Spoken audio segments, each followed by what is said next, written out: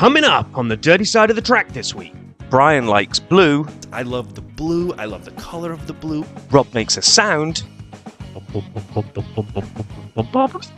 Yes, Lizzie gets violent. I was thinking I could kick him, probably. And we have a new feature. It's Cadillac Corner!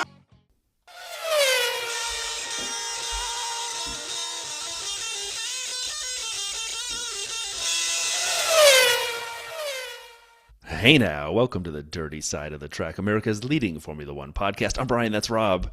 Liveries are dropping as we speak. The season is around the corner. Shakedowns are happening. Welcome, everybody. How are you, Rob? I'm doing so good. We've heard and seen cars on track. Had shakedowns left and right. We've had two livery drops. We've had testing livery drops. It's just the F1 season is around the corner. Like we said last week, it's still only January. I definitely remember, felt like it was almost March before anything happened last year. But this is just so exciting because everything's happening. So we today will go through the news and social.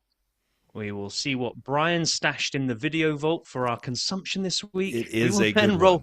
It is a good one. Oh, yeah. We will then roll out the brand new feature of Cadillac Corner, where we are going to dedicate a little corner on this here pod to how the new team Cadillac are getting on. And we've got a banger to start with, because we've got a pit lane Paul review to get it all going.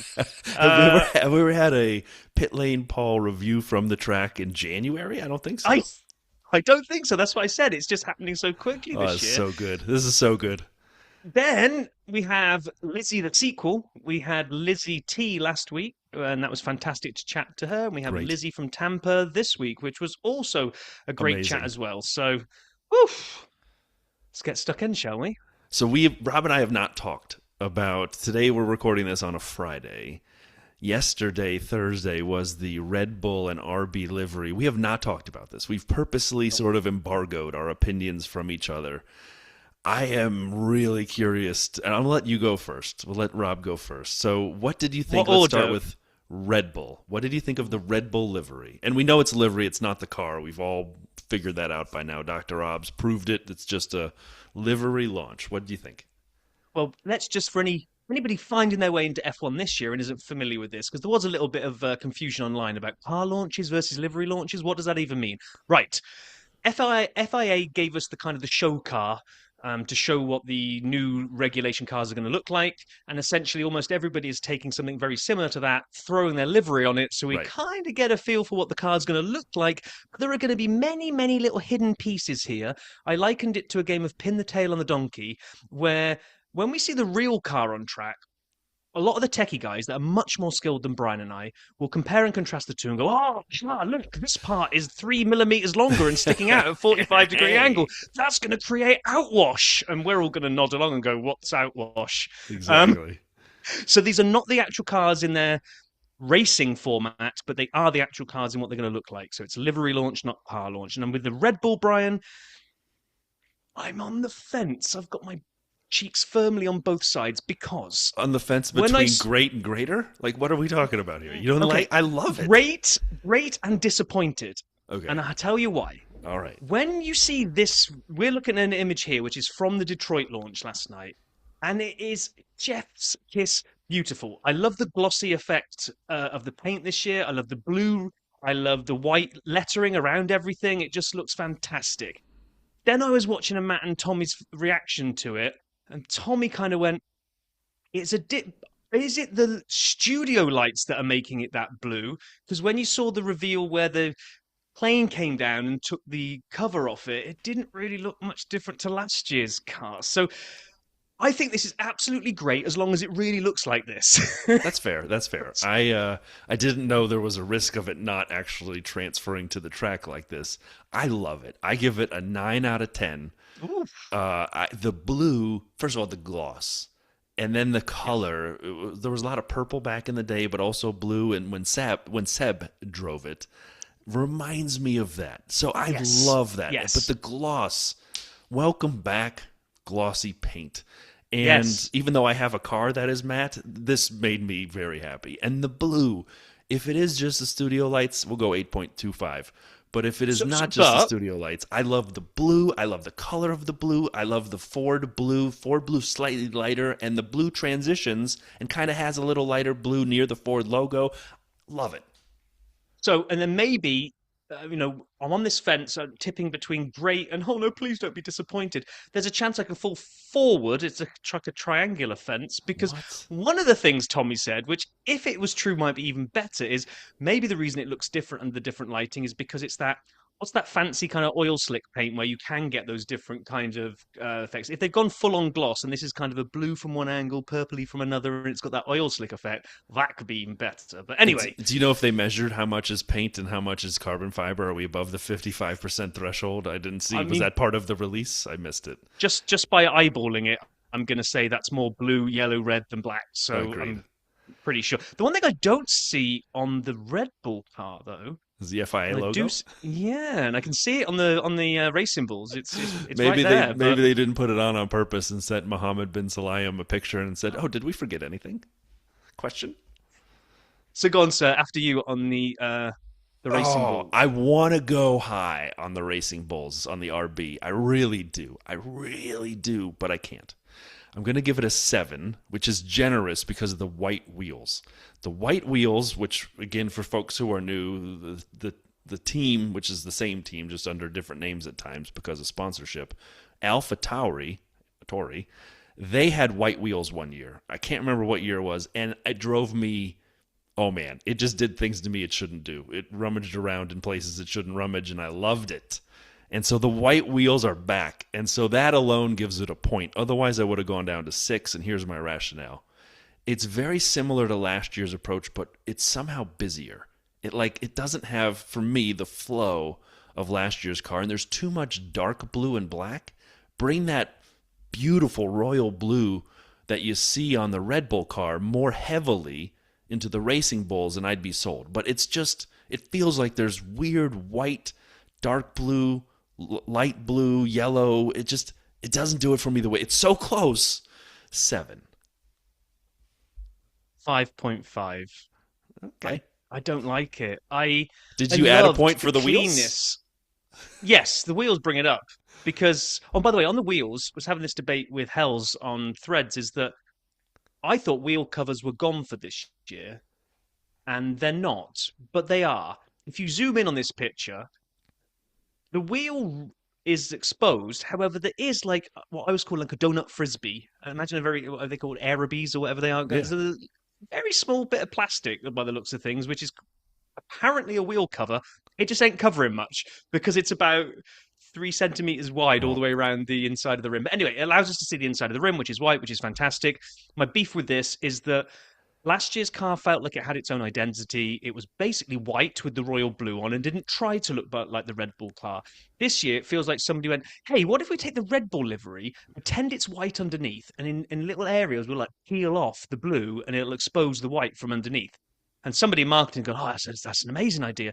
Only for all the points you listed, it doesn't work. It's too busy. It's too busy. Is it a Red Bull? Is it last year's Visa Cash App? It's just like nothing. Maybe it'll look better on track. I don't know. But one little detailette, which I hadn't realized, and I've seen in both these pictures, is, and I guess we don't have the Jaws music to play, but the shark fin's back. Very small this year, but we have on the back of the engine cover. You're totally right. Shark fins are back. Totally right. As it runs from the engine cover back to the rear wing. Yeah. It's not as big as when they got crazy and they got outlawed because they were like sails on the... No, it's not. Hey, listener Mark was at the event last night, and he sent some notes in to let us know how it was. He said the engine reveal that they did with VR was a big fail in the room.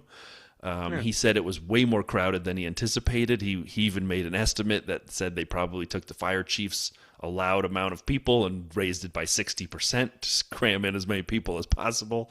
He said he got nowhere near the front, but he did walk by Isaac and said he is one very small man. And then he saw actor Frankie Muniz 3 times. And other than that, he said it was interesting, but a little less exciting than he was anticipating. However, he Okay. also bought a lot of Red Bull merch, so now he's turned himself into a Red Bull fan. Oh, well.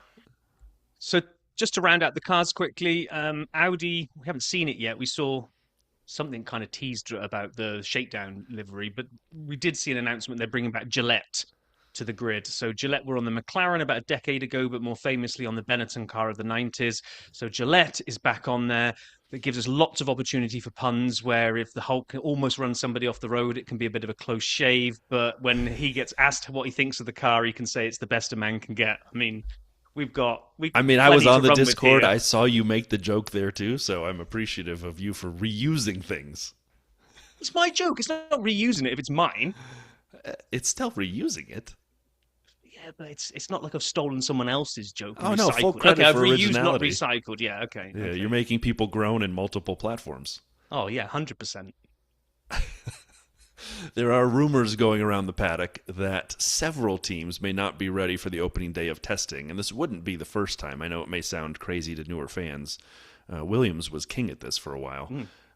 May not be ready for testing at opening day as they're putting together their race-ready cars. Someone, again, these are rumors, and I should have gotten the chopper fired up, but I wasn't thinking ahead. A Red Bull is said to potentially be one of those. Ferrari, Alpine, we don't know. I mean, it's the time of year when you hear this every time. Someone won't be ready for testing. Well, there's 3 testings. Are we talking, the first one, which is earlier than ever? Or what do you mean by not ready? Like still shaking down or like not? Anyway, we'll find out.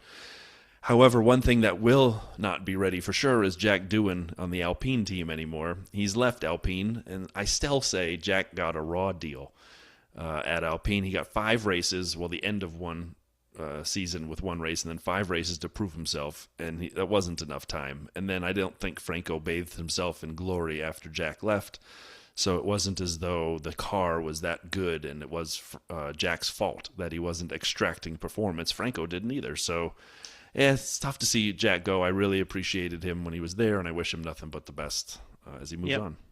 Yep. Speaking of moving on, this one was one that's been telegraphed, but I didn't think would actually happen. We heard a lot on team radio of Lewis and his race engineer, Riccardo Adami, and he is no longer Lewis's race engineer.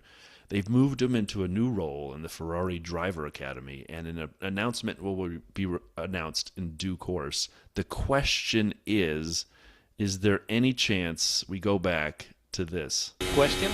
Can we get Javi back? Can we do that? Can we bring him back and just get back into the questions? I mean, I do. You got to kind of miss, like, Copy, we'll check that. We'll come back to you. I mean, we're going to miss all these messages of the past. What are we going to do? Oh, well. Right, okay, so the Battle of the American motor manufacturers is heating up. So Ford versus General Motors is a rivalry as old as time in motorsport across many series, I think including maybe NASCAR and Indy, not sure, definitely NASCAR. But because they're both in F1, with GM obviously being the parent company of Cadillac, it's starting. So Cadillac fired the first shots. Dan Towers, the CEO of Cadillac's project, said when he was asked about like who's kind of the bigger impact in the F1 sport, is it Ford or is it GM? He's like, it's not even close. One is a marketing deal with very minimal impact, while GM is an equity owner. So, okay, Ford is just a marketing deal. They're just sticking a sticker on the Red Bull and calling it a Ford, apparently. So Mark Rush, global director of Ford Racing, came back and said, well, people will have their opinions, but if they saw what was going on, if we were able to open up the doors and show them everything, I think they would be convinced very quickly it's not simply a marketing program. Of course, there is that element, but we're in there with our sleeves pulled up. So he's gone sensible. He's defended and tried to bring facts to the table. Bill Ford Shots fired coming in. didn't bother trying to slap anything down with facts. No. He's just gone straight for the jugular and gone, they're running a Ferrari engine. They're not even a Cadillac. I don't know if there are any GM employees even on the racing team. Exactly. He left no stone unturned on that one. It is fascinating, right? I mean, here's the problem. Like, I get the arguments back and forth, but Red Bull, it's still a Red Bull. And it's a Red Bull powertrain. like that they're partnering with Ford on. I don't care how much their sleeves are rolled up; it's still a Red Bull car. And the Cadillac is an American car, and it is a Ferrari Cadillac engine. car for now, a Ferrari engine. Yeah. But it's not a Ford engine. It's a Red Bull powertrain engine with Ford as their partner. It's still an RBPT, I'm fairly certain, and it's the first Red Bull proper engine they've developed. So if it were Red Bull with a Ford engine, I'd say okay, but it's not. It's a Red Bull with an RB powertrain engine, and Ford is their partner helping develop that. And that's cool. And again, I'm not trying to diminish it, but if you're going to come with, the full barrels blazing, let's at least have your name front and center on the engine as opposed to a partnership. Anyway, whatever. There's stickers on the car. Yeah, the sticker's definitely on the car. So's the University of Chicago Medical School's on the Haas, which I can't figure out either. But anyway. All right. Shall we talk about one of my favorite videos in a very, very, very long time? Better open up the vault to go to. I knew you were going to say that. I started opening the door as you were talking. We got to be tight 5 minutes here. We got to move in and out. Boom, boom. Here we go. F1 drivers raced 100 years of cars, the 24 minutes on the Red Bull channel of this video. It was amazing. It was amazing. So it's Max and Arvid Lindblad, and they are out there, and they are picking cars from a Model T 100 years ago through a lot of actual racing cars that Ford has. And some of the cars from the 60s and the 70s and the 80s are so amazing. And Ford, I don't know how if they must have the greatest museum, and they brought these cars out, got them ready to go around the track, and they picked some of these, the modern cars were just, chef's kiss, because they created a contest, they sent them out. There's a special guest at the end that I won't spoil if anyone wants to watch it. Like I said, it's 24 minutes on the Red Bull channel proper. It is worth it. I loved it. I may go back and rewatch pieces. It is just, and again, kudos to Arvid. You'll see why. He goes OG in this video. Nice. Rob, anything to add? Because I only had one this week. Let's slam it up and get ready for our new feature. Now, in much the same way as all the cars are doing shakedown tests, then we needed to have something to introduce this new feature. So I'm going to apologize to real musicians out there, especially Andy. Yes, this is knocked up on AI. Yes, it's terrible. It's our shakedown jingle for Cadillac Corner. It's Cadillac Corner! It's Cadillac Corner! It's Cadillac Corner! Oh, boy. And then it just stopped. And then it just stops, yeah. Sometimes when they take the car out for the shakedown, bits and bobs fall off the car. That's that jingle. So that jingle fell off the car, yeah. So they launched their testing livery. We'll put it on the YouTube. It'll be right here between me and Brian right now. It's a sweet looking testing livery, actually. I mean, it's just carbon fiber black, but they've managed to put the silver Cadillac logo on the back half of the car. It's quite nice, actually. I'm not sure I've seen really testing liveries before, but well done, Cadillac, for bringing that one. Yeah. On the nose cone, there was a picture online, and maybe I'll find that as well, where if you kind of look at it up close, actually, there's lots and lots of names all written on the nose cone, and apparently it's the founding members of the team across the UK and US offices. So that's pretty cool little nod. And then what's also pretty cool is that, well, Pit Lane Paul, who works for Valtteri, is obviously part of the Cadillac brigade now, and he sent us in a little review from Silverstone. Unbelievable. But of course, first we have to cue his music. The proper one, yeah.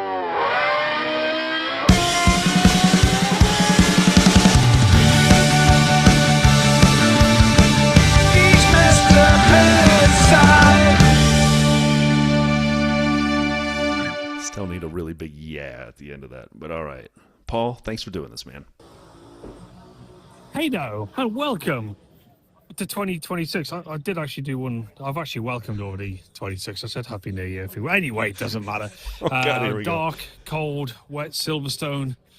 We just completed shakedown with the new Cadillac. Wow. Really special day. I think I might have touched many times before the work level actually goes into making, getting a new team up and running, let alone getting a car on the track. So to do what this team have done and the time they've been given is absolutely astounding. And I I couldn't be any prouder today. Like, it was actually very emotional when the car first went out. Yeah, okay, we had, it was a few delays. Not disastrous delays, but there were delays. And I mean, yes, of course, frustrating as it should be. You don't want to have delays, but that's ultimately life. That can happen. That's what happens. It doesn't take anything away from what's actually happened today in terms of wheels turning in Cadillac's first season. So the whole team are super, super pumped. The atmosphere here is fantastic with everyone. And even though, we didn't get the running in we wanted to get in, you have to take positives from these situations. I'm so happy for these guys. People have worked their socks off. People again, very little sleep, just trying to get the car out on track today. So the achievement's getting it out on track and running. With a second team now to have run a car, this with the new cars, and we're really pumped. Looking forward to Barcelona. It's a really special day. I won't lie. I don't very often get overly emotional with a sport, but today was kind of special. And I hope you get to see some of the videos at some point of just people. There were people in the hotel opposite who probably shouldn't have been there, but and they give full standing ovation when the car completed its first lap. It's a really special day. That's all I can really say on it. It's a really, really special day. Nothing's learned. It's not about learning anything. There's nothing to do with pace. All that's irrelevant. With the track conditions, you ain't going to get anything sensible anyway. It's just about getting a new team off the ground and a Formula One car driving around the circuit. And this team have just done wonders. I'm leaving it there. I will speak to you again after Barcelona or in and around Barcelona. Just a sensational day. I'm so proud and happy of this team at the moment. Bigger challenges lie ahead. It's not going to be easy. But first hurdle out the way. Wowzers. Special day, guys. Speak soon. Thanks, Paul. Amazing. I didn't know they had any delays because it just happened. Like, he just sent this over, and no one has reported on anything because there's no press at these things.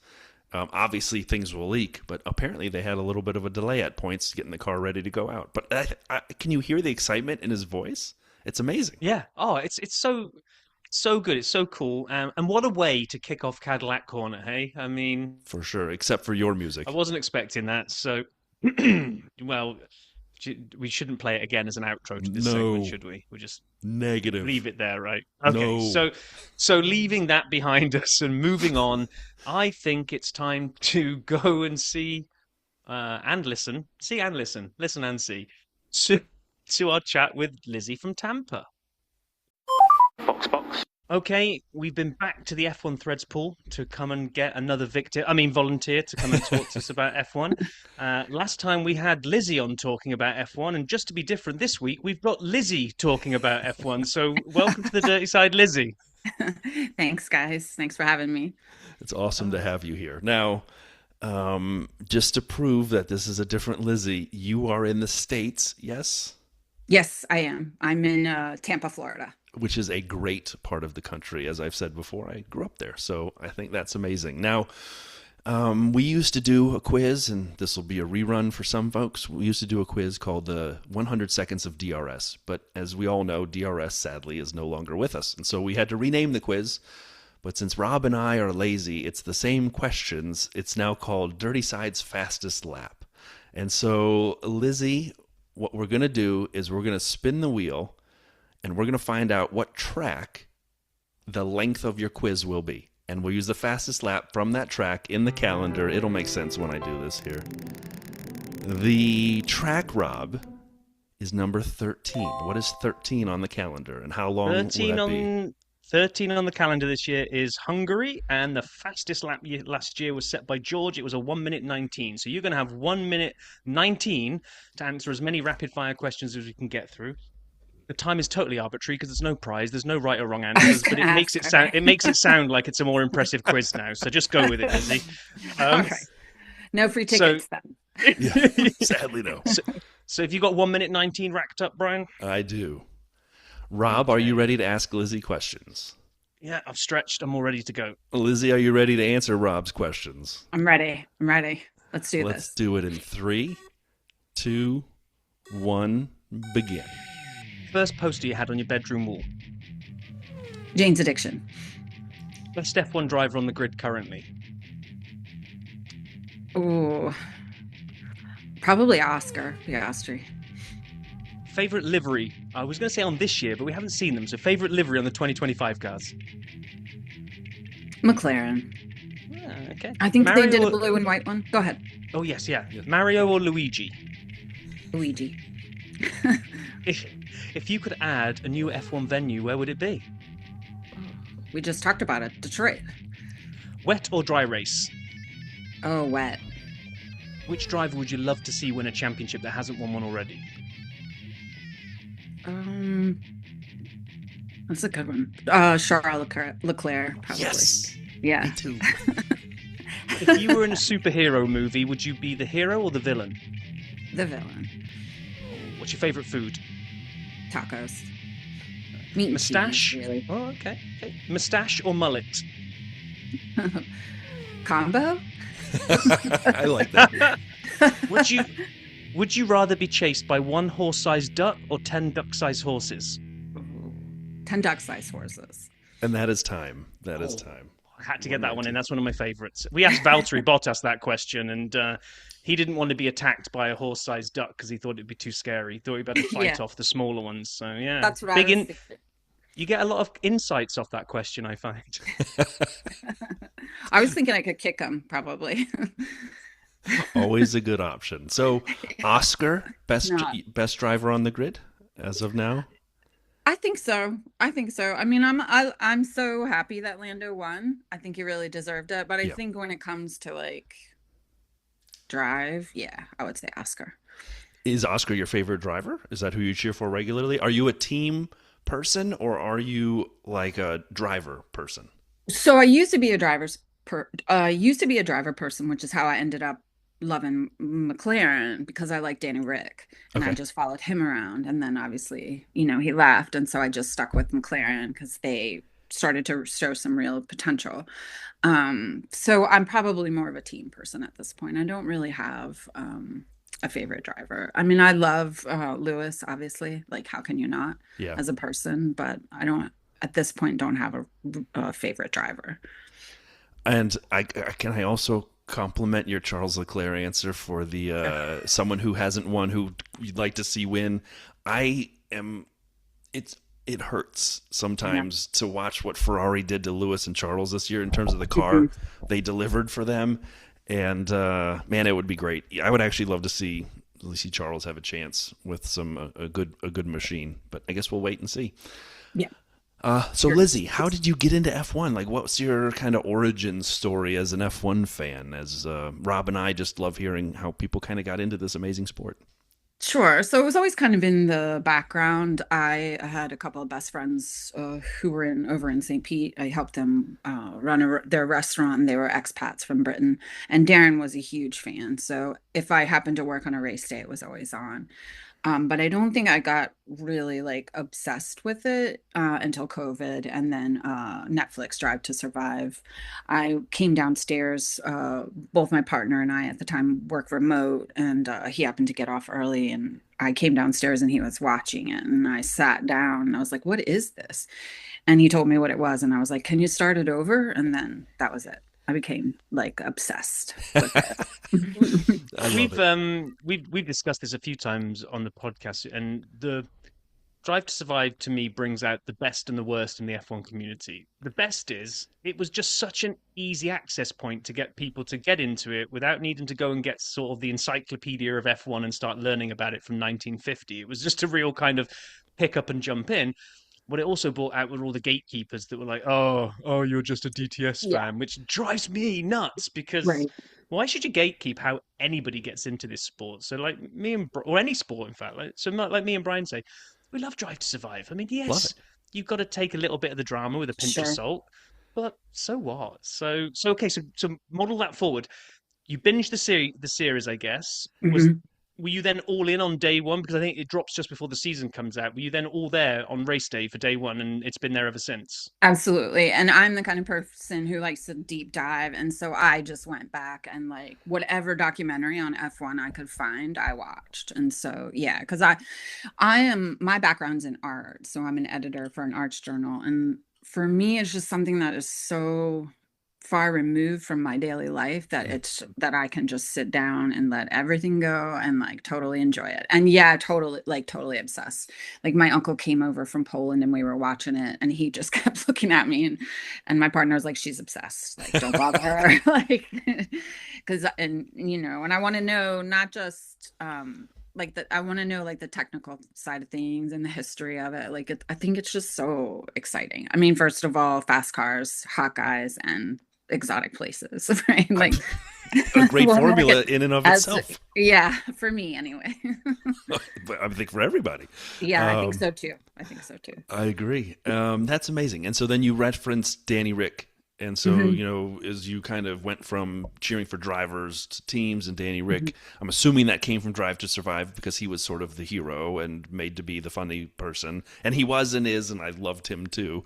I may have had a couple T-shirts that I purchased off the internet that were caricatures of him doing shoeies, but that's a different story. And so, you know, that's got you into like the team aspect and into things now.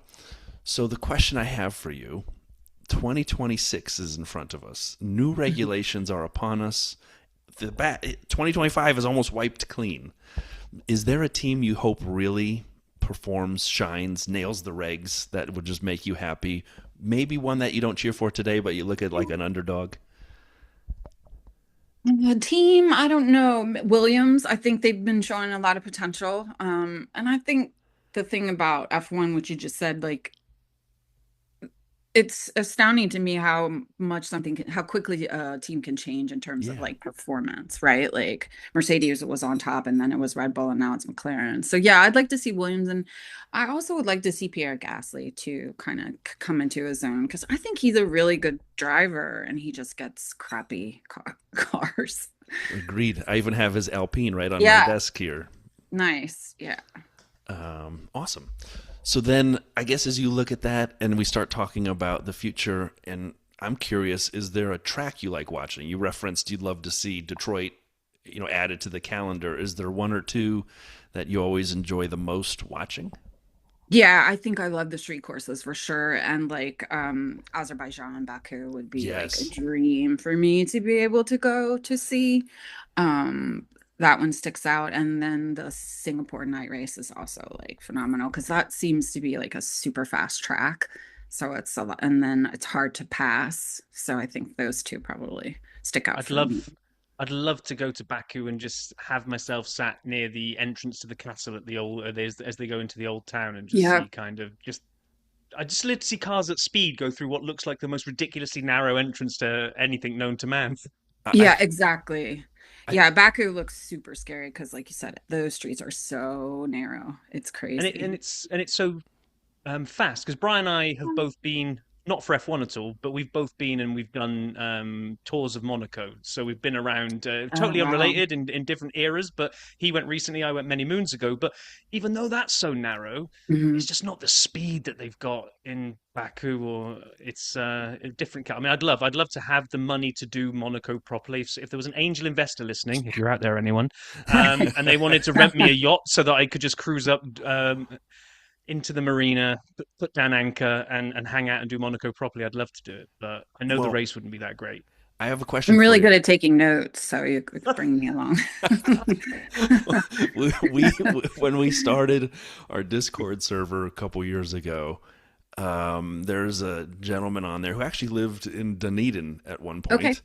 And we got into a Florida conversation for a long time. And Renato and I have made a deal that if the dirty side ever takes off really big, my bucket list also involves Baku, but it involves different than Rob. I want to rent one of those old town apartments that have the balcony that are over the track, and you'll always see like an elderly couple, a guy out there in like an old wife beater shirt and his wife, and they're just like confused why these cars are going by at 800 miles an hour. I want to rent that from them and be there in that balcony watching the race and just taking it in. So that's my bucket list. Now, you referenced the street circuit of Azerbaijan and the night race at Singapore. Are those one of those two your bucket list if you could make something happen like that? Or is there Rob's Monaco yacht situation in your mind as well? Oh no, I think Azerbaijan, Baku would definitely be my number one to go for sure. Amazing. Yeah. Amazing. So, as we look forward to this year, then, you've got the street tracks on there. Are there any races that really stick out for you on the calendar? It's not necessarily the destination, but are there any races that you kind of look along the calendar and look to see when they are because you just know that they're your favorite race to watch? I really like the Mexico Grand Prix. That one seems to be so cool. And then, history like British Grand Prix, Oh, obviously. yeah. Like that's Yes. always, brings out the crowd and everybody seems to be super stoked when it comes on. So yeah, I would say those two. Yeah, Mexico City, that's I had the opportunity. We went to Baja California a couple of years ago, and you don't really see advertising for F1 as much in the States, but we saw Checo on the big billboard, and so that was kind of, you know, I did see a Red Bull advertisement in Miami the last time I was there, but that had been the first I had seen. So yeah, I think Mexico City would be another really, really cool one. The fans just seem like out of control, but in a good In a way. good way, yeah. The stadium. Yeah. I mean, a Yes. seat in the stadium would be worth it. I will say, watching it on TV, the race has put me to sleep one or two times in the last few years, Mhm. But but not last year. We not had a last year. redemption story I last know. year, Yeah. Brian. It Last actually year gave was us a good amazing. race It was last year. chaos Yeah. the whole time. Yeah, it was because you're right, it rained. Yeah. It was just nuts, and it was fun. But yeah, all right. So then I had a question, and I'm forgetting it now. So I'm going to turn to Rob because my wife walked by the window here, and I got very confused. Okay, well, apparently it's getting thrown back to me then to try to come up with another question while Brian remembers what his was. Okay, so we mentioned this. So you said Charles, if you could give a championship to someone that hasn't had one, um, but what do you think about this year coming up? Hmm. So okay, we don't know the regulations, but Right. do you see all things being equal, this is the Papaya Boys going head to head again, and Max joining the party because that's all we got last year really was those three up Right. top. George Mhm. poked his nose in every now and again, but was never in the title hunt. Are you seeing that happening again, even if it's different drivers, or do you think because of the regs is so across the board, we might see seven, eight, nine, 10 different winners this year because everything's going to be so close? What's the gut feeling telling you, Lizzie? Yeah, I mean, I think when you think about the sort of that second half of the season when everybody makes their upgrades, and that certainly changes the conversation around the drivers, I'm hoping to see that for, because we don't know what the regulations are. And obviously, just watching two teams race each other is boring. So I'm hoping that, there will be some leeway for some other teams to get back up there in the mix again. And definitely Ferrari. Like, I hope they stop putting their foot in their mouths and like make better decisions with their You and me both. drivers. I've been hoping they will stop putting their foot in their mouth for about the last 20 years, but Yeah, Yeah, it's as just evidenced by Rob's flag behind him there. yes, yeah. yeah, So it's I don't know. Yeah, I mean, I would like to think they kind of almost nailed it at the beginning of the last yeah, regs. So when the ground effect era came out, Charles and Carlos had a car that was capable of winning races, and they should have won. One of them, hmm probably Charles, should have won the title, Eh. and then because they didn't, they kind of went, "Oh well, let's not bother with the rest of this regulations. Then let's write that off and wait until 2026." Because everyone else that did well at the beginning of the ground effect era seemed to double down on it and get better. Only Ferrari seemed to keep doing downgrades year on year on yeah, year until last year, where what was it? First time they've never won a race, and first time that Lewis hasn't podiumed in his career or something. It was just a sad, yeah. sad state of That's affairs. It was very sad. I felt. I mean, I think we all felt Lewis's frustration. You know, 'cause he's the goat, right? And then it tanked every time. It was just bad decision after bad decision. So I remembered my question. It's not relevant anymore, so I'm moving on from it. The question I have for you is your East Coast time here in the States. So the Mhm. vast majority of races, with the obviously the exception of the ones that are here, are Sunday mornings, Mhm. probably about 8 a.m. ish, give or take, for you. How do you watch an F1 race? How do you consume the race time? Do you go live? Are you like, I gotta be live? Or do you watch at the time that's best for you later? Do you record? Do you hide your phone so you don't know what happened? What food's involved? I'm just kind of Yeah, curious. Set the right. scene for me for a Okay. Lizzie race weekend Sunday. Sure. Yeah, typically I used to watch on ESPN and then started screwing around with all the different network channels and you couldn't always get all the races. So I switched over to F1 TV, which will now I think be on Apple. So yeah, I watch it on my own accord. It's nice because especially when I'm a big sports fan, so like football season kicks in and then there's some confusion there. So I Yeah. gotta watch my Lions play. And so it's nice to be able to go, but I do ruin it for myself often. Unfortunately, I forget and I go on Instagram and I'm like, I've done the same as well. When there are mornings when I don't catch quali, and Rob will say, "Are you going to be live?" And I say no, so he knows not to send me any spoilers. I still will wake up and open Reddit, and I'm like, "Oh crap!" And I yes. already know who won quali. I'm like, "Well, now I just got to see how it happened." Hmm. Yeah. So there's a lot of that. And my neighbor who lives directly across from me is a Red Bull fan. And so we always run into each other outside in the morning. And so we're like, did you watch it? Did you watch it? Don't say anything. But usually if he's in a good mood, I knew he watched it and that meant it was bad for McLaren. And food, yeah, snacks. Meat and cheese, sort of my go-to. Love it. And everything sounds great except for the Lions fan part. Just Oh, I'm a Packer fan, so okay, I get it. yeah. So I'm originally from Delaware, and we don't really have a team. No.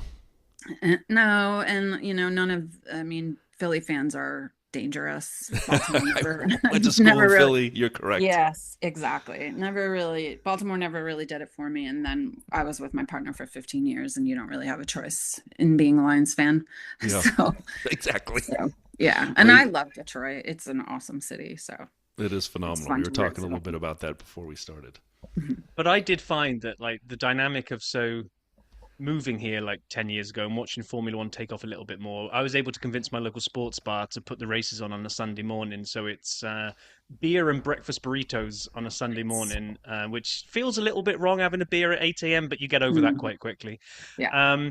The weird thing is, the races that are actually in this country that we get some diehard. We get about between 8 to 10 people show up to that bar on a Sunday morning to watch the races. And I was saying, oh yeah, and then we're going to have Cota. We're going to be able to load the place in. Only you can't, because as soon as any of the American races roll around, they're on at a decent time where you could get a big audience. NFL has started, and Right. you haven't got a hope. The best thing they'll give you is, oh, we've got this tiny little TV screen that Mhm. we can put on in the No corner for sound. you, but you won't have any volume. Yeah, no sound. Yeah, definitely. So I watch at home. I don't even know of a sports bar around here that shows F1 outside of that kind of situation. Yeah. we had to convince them that it was a few. There's a couple that they follow Haas. There's a couple that follow Red Bull, and we kind of just promised them we will come in here and make it worth your while. We will buy burritos. We will buy beer. Just give us a big screen and a loud sound bar, and we'll be happy.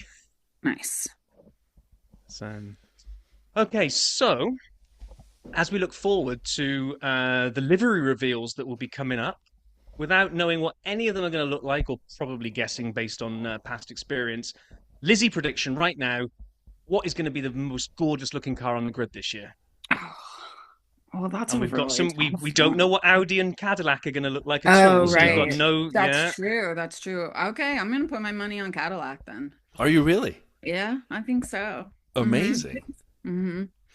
I hope Do you so think too. they're going to lean into the just jet black, white or silver sponsors only, and almost look like the Apex GP car, or do Yeah, I mean, I feel like, the newer, my mom has and my mother-in-law both have that Cadillac that puts the light on the ground, So I Yeah. feel like they're gonna go slick, like super high class, totally like slick. Yeah, Well, that's it's a my great prediction. opportunity for us to plug the Dirty Side store, which can be found at dirtysideofthetrack.com. Click through to merchandise. We made an illegal Cadillac logo with the words Dirty Side of the Track in it. So anyone listening wants to go pick that up. I have one at home. I was almost going to wear it today, and I should have. It would have been perfect. But You should have. regardless, definitely people should check that out. So then, Lizzie, kind of a last question from me. As you look at the season ahead, whether it's drivers or races, whether it's hopefully a championship battle, what's the one thing that's got you jazzed for 26? I think just hitting the reset button for everybody, just to see how everybody performs out of the gate. Really hoping for some pretty serious competition this year, and with the two new teams, I think that will definitely sort of give everybody some fighting words, I guess. It's bizarre. So we're going up to Canada again for the race this year. So it'll be mine and Brian's third time there, and I'm more excited than I probably should be about the fact that I'm going to see my first ever sprint race, and I'm going to see Cadillac and Audi on track, and it's Mhm. like. It's stupid. I feel like I'm like 7 years old again or something, but I'm really looking forward to it just for those three things. I want to see those two liveries. I want to see a sprint race. So yeah, I think it's hope it's going to be a good one.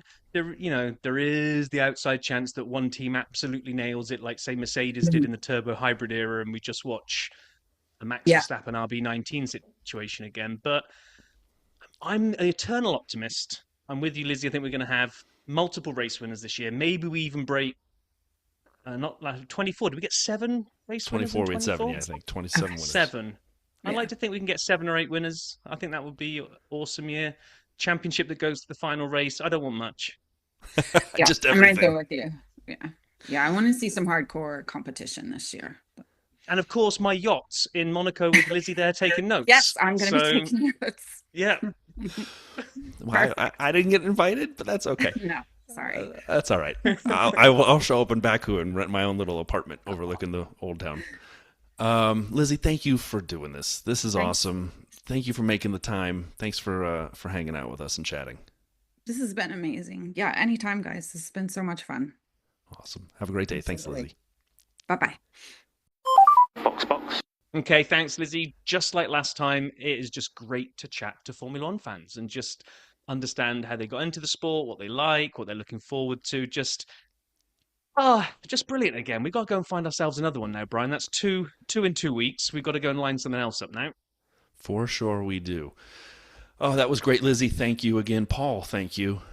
This has been fun. Like I said, I don't understand. In years prior, at this point, it felt like we were scraping together content. Now it feels like we're trying to keep up with all the events that are happening, and I love it. Yeah. Here's hoping that Cadillac Corner next week or the weeks coming is not just a little corner, but it's just like full on blown news and liveries and all this kind of stuff. Because we're going to have, I haven't looked ahead at the schedule, but at least 3, 4 more cars by the time we talk next time I think so, yeah. ish. On that factual moment, should we wrap it up for the week? Let's do it.